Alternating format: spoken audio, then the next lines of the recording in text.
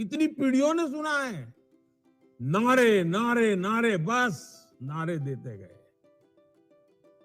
लेकिन जिन्होंने ये नारा दिया, उन्होंने कभी गरीब की सूध नहीं ली, गरीबों की परवाह नहीं की, और न ही वो गरीबी हटा पाए। एक स्वाभाविक सा प्रश्न है कि जो काम 5 दशकों में नहीं हो सका, वो भाजपा सरकार ने इतने कम समय में कैसे करके दिखाया।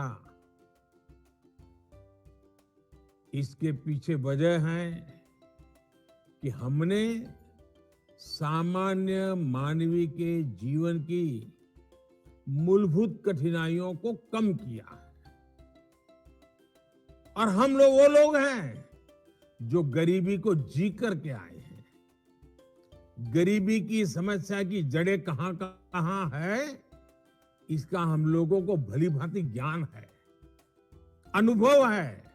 इसलिए हम उन जड़ों से गरीबी को काट करके गरीबों को गरीबी से मुक्त करने का सफल अभियान चला पा रहे हैं। आप देखिए, सरकार ने देश में उन 18,000 गांव में बिजली पहुंचाई है जहां अब तक बिजली नहीं पहुंची थी। इनमें से लगभग 13,000 गांव पूर्वी भारत के ही तो थे। और आज लोग जो मणिपुर मणिपुर कर करके राजनीति करने में लगे हैं ना, उनको कभी ये विचार नहीं आया कि ये नॉर्थ ईस्ट और पूर्वी भारत में 13,000 गांव अंधेरे में डूबे पड़े थे। हमने 15 अगस्त 2019 को जल जीवन मिशन की शुरुआत की थी। तब देश के 20% से भी कम ग्रामीण परिवारों तक नल से जल की सुविधा थी। आज 60% से भी ज्यादा ग्रामीण परिवारों को नल से जल, नल से पानी मिल रहा है। आपसे कई लोग ये जानकर हैरान रह जाएंगे कि मिजोरम जैसे राज्य में 4 साल पहले तक केवल 6% घरों में पाइप से पानी पहुंचता था। आज ये संख्या 90% से ज्यादा है। बिजली पानी की तरह ही पीएम आवास योजना भी गरीबों के जीवन को बेहतर बनाने में बहुत अहम भूमिका निभा रही है। बिहार में पिछले 9 वर्षों में 50 लाख से ज्यादा पक्के घर पीएम ग्रामीण आवास योजना के तहत बने हैं। 50 लाख। ये हमारे पश्चिम बंगाल में ये सरकार काम भी नहीं करने देती तो भी लगभग 45 लाख गरीब परिवारों को पक्का घर देने का काम हम कर पाए हैं। उधर असम में भी गरीबों के लिए 20 लाख घर बने हैं। इन योजनाओं से गरीब की ताकत बढ़ी है, उसे नए अवसर मिले हैं और वो अब गरीबी में रहना नहीं चाहता है।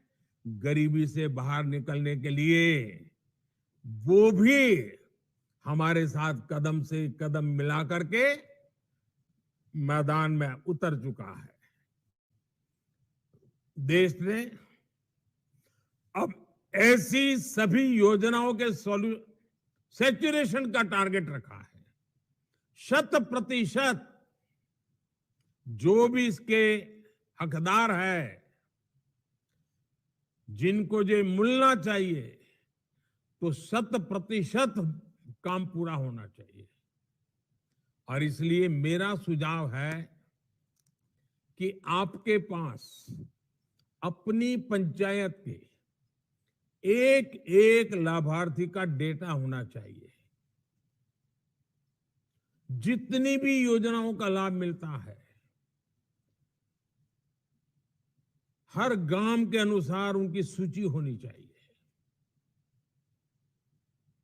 उन्हें इन योजनाओं से जोड़ने के लिए आपको समय सीमा तय करके काम करने की जरूरत है। हर सप्ताह इसका एक चार्ट बना करके अफसरों से रिपोर्टिंग लेना चाहिए। डिटेल में उनसे जानकारी लेनी चाहिए। बताओ भाई, ये योजना इस हफ्ते कहां पहुंची, ये योजना इस हफ्ते कहां पहुंची, फलानी तहसील में क्यों कम रह गए, फलाने गांव में क्यों कुछ नहीं हुआ। आप जितनी पूछताछ बढ़ाओगे, और पूछताछ मतलब किसी को कटघरे में खड़ा नहीं करना होता है, प्यार से बातचीत करके उनका ध्यान आकर्षित करना होता है, तो उससे अफसरों का भी काम करने का उत्साह बढ़ जाता है। तू मैं करने से कभी फायदा नहीं होता है। साथियों, आज हम सभी साक्षी हैं कि पूर्वी भारत में कितनी तेज गति से विकास हो रहा है। बेहतर स्वास्थ्य सुविधाओं के लिए असम के गुवाहाटी से लेकर पश्चिम बंगाल के कल्याणी तक, झारखंड देवघर से लेकर के बिहार में दरभंगा तक, इस प्लानिंग के साथ नए नए एम्स खोले गए हैं ताकि लोगों को इलाज के लिए सैकड़ों किलोमीटर दूर न जाना पड़े। पिछले 9 वर्षों में बिहार, झारखंड, पश्चिम बंगाल और उड़ीसा को 31 मेडिकल कॉलेज भी मिली हैं। नॉर्थ ईस्ट से भी मेडिकल कॉलेज की संख्या बढ़कर 2 गुनी हो गई है। इसी तरह शिक्षा के क्षेत्र में भी पश्चिम बंगाल के कल्याणी में, बिहार के भागलपुर में और झारखंड के रांची में ट्रिपल आईटी खोला गया है।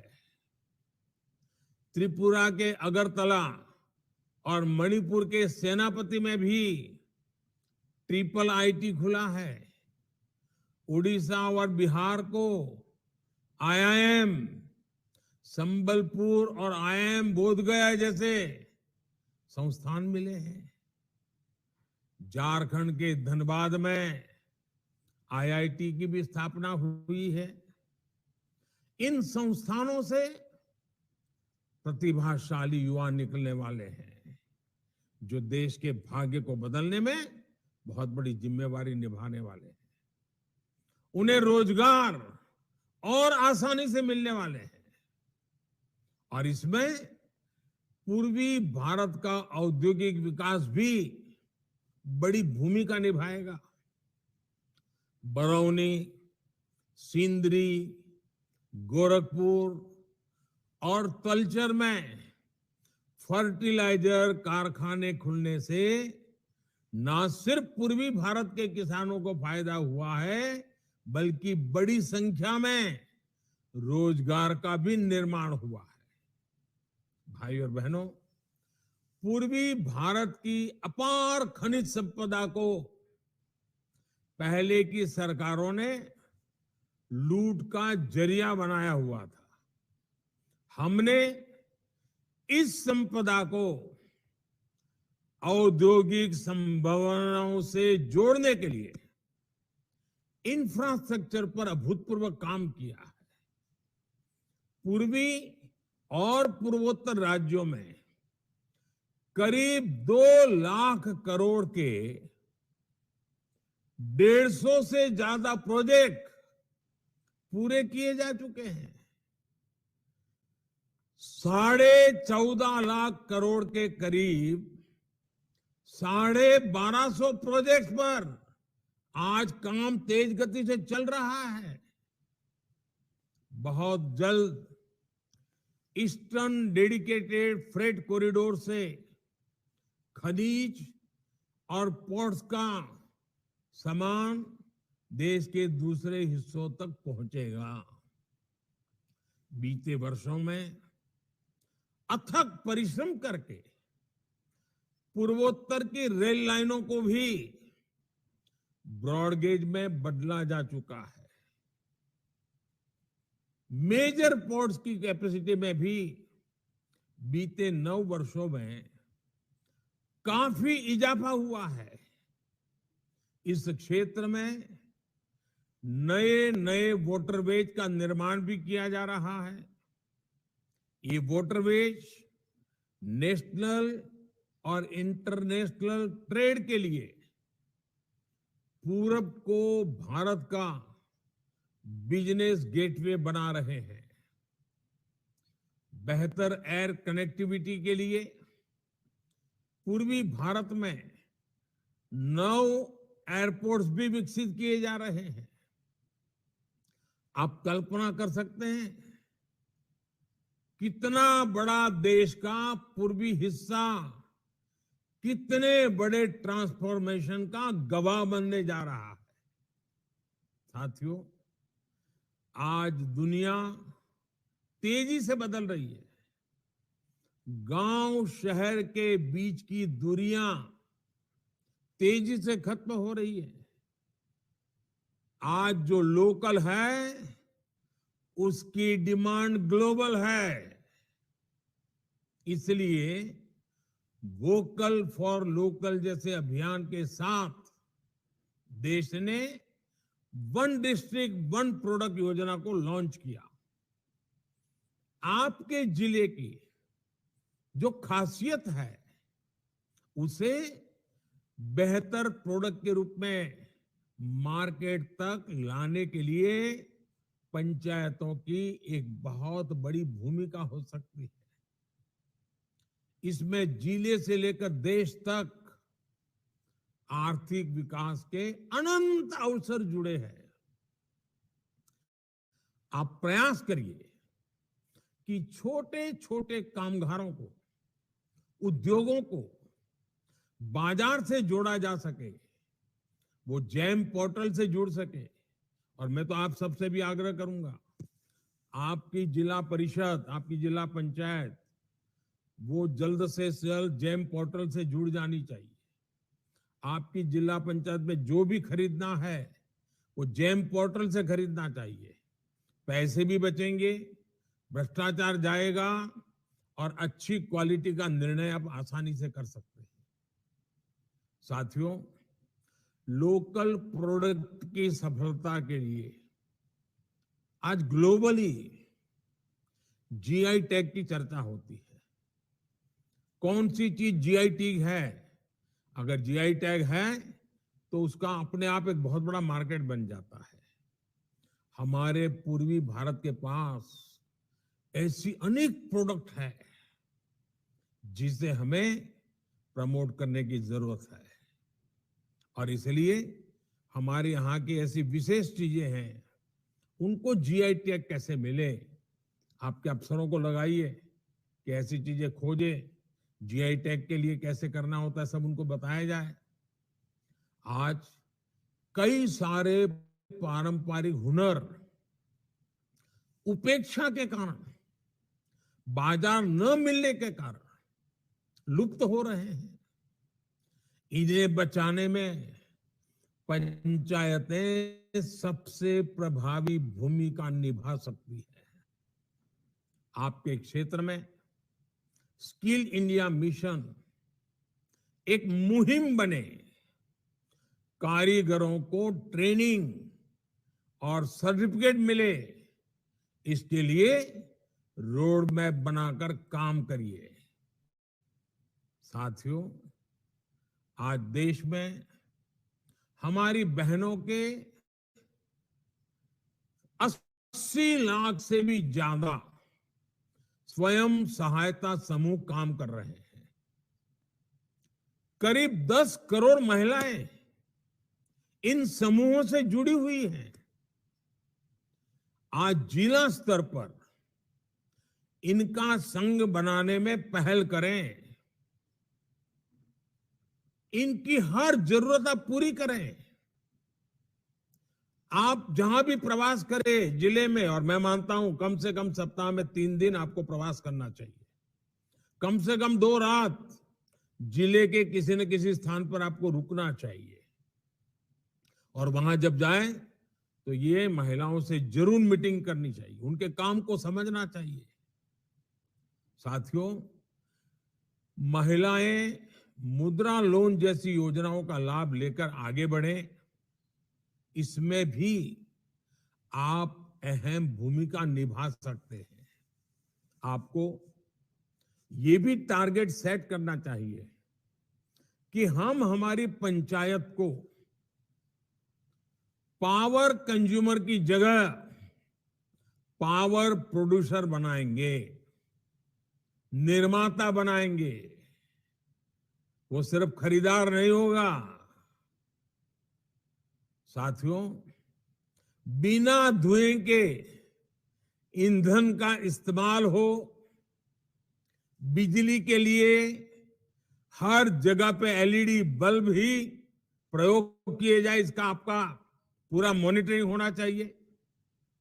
खेतों में लोगों, और मैं तो कहता हूं नॉर्थ ईस्ट जो है ना, वो हिंदुस्तान का ऑर्गेनिक कैपिटल है मेरे हिसाब से। उसको और मजबूत बनाना है। केमिकल खेती की जगह किसान ऑर्गेनिक और नेचुरल खेती से जुड़े। किसान सिंचाई के लिए पर ड्रॉप मोर क्रॉप की तकनीक से जुड़े। जल संरक्षण के लिए घर और खेतों में इंतजाम हो। सूखे तालाबों, सरोवरों को पुनर्जीवित किया जाए। और आपके इलाके में तो अगर तालाबों का रखरखाव किया जाए तो मत्स्य पालन करने वाले गरीब परिवारों को भी बहुत लाभ होता है। अमृत सरोवर के अभियान में आपका जिला सबसे आगे होना चाहिए। आप तय कीजिए, पूरे राज्य में आपका जिला अमृत सरोवर बनाने में और अमृत सरोवर के रखरखाव में, अमृत सरोवर के सौंदर्य में हर प्रकार से आप नंबर 1 होंगे। और आपको हिसाब लगाना चाहिए, लोगों को कहना चाहिए फोटो अपलोड करें आपकी जो वेबसाइट हो वहां। उसी प्रकार से ज्यादा वृक्षारोपण किया जाए। ये सभी काम मैं समझता हूं, अगर सप्ताह में 1 दिन आपके काम में इस प्रकार के काम हो, जैसे 1-2 घंटे स्वच्छता अभियान में जुड़ना ही जुड़ना है। सब कार्यकर्ताओं को, समाज को लेकर किसी न किसी इलाके में जहां गए हैं वहां स्वच्छता का अभियान करें। ऐसे अनेक काम आप बड़े प्रभावी तरीके से करते आए हैं और मुझे विश्वास है आगे भी करेंगे। साथियों, स्वच्छ भारत के संकल्प को भी हमें पंचायत स्तर पर 100% पूरा करना है। और मैं तो पहले भी जैसे कहा कि स्वच्छता ही हमारी भी प्राथमिकता होनी चाहिए। और स्वच्छता के साथ साथ आप अपने क्षेत्र में पर्यटन की संभावनाओं को भी निखार सकते हैं। पार्कों का विकास हो, स्थानीय स्मारकों की देखरेख हो, होम स्टे बनाना हो, ऐसे अनेक विषयों पर आप लोगों की मदद कर सकते हैं। साथियों, 15 अगस्त अब बिल्कुल दरवाजे पर दस्तक दे रही है और हम सबका दायित्व है इस बार भी हर घर तिरंगा कार्यक्रम में ज्यादा से ज्यादा घरों की भागीदारी सुनिश्चित कराएं। देश में शहीदों के सम्मान में चल रही अमृत कलश यात्रा से अपने गांव को जोड़े, हर परिवार को जोड़े। अपने गांव का कोई बेटा मां भारती के सम्मान के लिए शहीद हो गया है तो उसके परिवार का सार्वजनिक अभिनंदन करें। साथियों, अभी नड्डा जी ने विस्तार से बताया, आने वाली 14 अगस्त को विभाजन विभीषिका दिवस है। ये बड़ा दुखद दिवस है, दर्दनाक दिवस है। और पश्चिम बंगाल में तो वो दर्द आज भी चीख रहा है। पश्चिम बंगाल के लोगों ने कितना झेला है। विभाजन का दंश आज भी उनको चैन से बैठने नहीं देता है। हमें उन्हें की संवेदना के साथ, उनकी दर्द के साथ जुड़ करके उन्हें भी जोड़ना है। मुझे पूरा विश्वास है 2.5 लाख से ज्यादा पंचायत और 30 लाख निर्वाचित प्रतिनिधियों के साथ हम इन लक्ष्यों के लिए काम करेंगे। मैं आप सभी को इस कार्यशाला के लिए, वर्कशॉप के लिए बधाई देता हूं। नड्डा जी और टीम का भी बहुत अभिनंदन करता हूं, क्योंकि मेहनत करके इतना बढ़िया सा कार्यक्रम की रचना की है। और पश्चिम बंगाल के लोग अनेक संकटों के बीच भी आपके स्वागत सम्मान में भी कोई कमी नहीं रखेंगे, मुझे पूरा पक्का विश्वास है। मैं सबको बहुत बहुत बधाई देता हूं, बहुत बहुत धन्यवाद करता हूं।